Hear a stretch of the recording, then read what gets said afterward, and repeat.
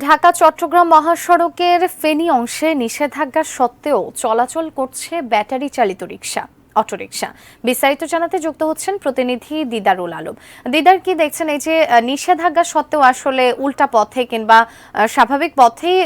যেই অটোরিকশাগুলো চলাচল করছে, এই বিষয়ে আসলে আইন শৃঙ্খলা বাহিনীর কাছ থেকে বা যারা দায়িত্বে আছেন তাদের কাছ থেকে জানতে পেরেছেন কিনা, তারা কিভাবে কি দায়িত্ব পালন করছেন?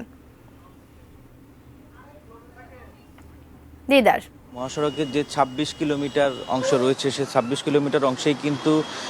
বেশ কয়েকটি উপজেলা যেতে হয় এই মহাসড়ক পার হয়ে, যে কারণে আসলে এই সকল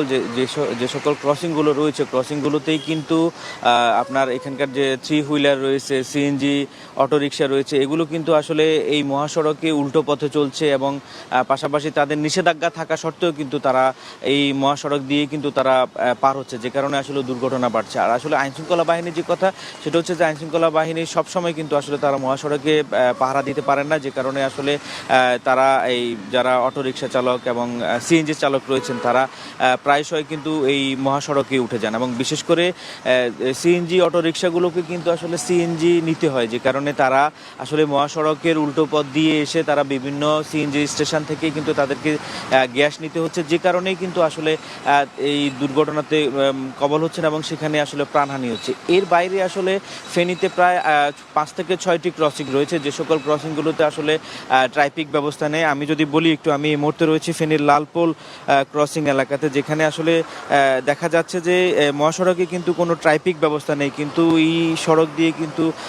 পারাপার হচ্ছে সিএনজি, যেখানে আসলে তাদের নির্দিষ্ট কোনো সিগন্যাল না পেয়ে কিন্তু তারা তাদের মতো করেই কিন্তু তারা রাস্তা পার হচ্ছেন, যে কারণেই আসলে দুর্ঘটনা ঘটছে এবং প্রাণহানি হচ্ছে। এর পাশাপাশি কিন্তু আসলে মহাসড়কে প্রায় ৬ থেকে ৭টি ফুট ওভার ব্রিজ রয়েছে, যে সকল ফুট ওভার ব্রিজে মানুষ পারাপার হওয়ার কথা থাকলেও কিন্তু তারা আসলে ডিভাইডার, নিচের যে ডিভাইডার রয়েছে সেখান দিয়ে তারা কিন্তু রাস্তা পার হচ্ছেন, যে কারণেও কিন্তু আসলে দুর্ঘটনাতে হচ্ছে। আর পাশাপাশি আসলে যেহেতু এটি একটি মহাসড়কের পাশে কিন্তু একটি সার্ভিস লাইন থাকার কথা রয়েছে, যে সার্ভিস লাইন না থাকার কারণে কিন্তু আমরা আসলে যেটি দেখছি যে আসলে পথচারীরা কিন্তু আসলে মহাসড়ক উপর দিয়ে কিন্তু পার হচ্ছেন, যে কারণেই দুর্ঘটনা ঘটছে।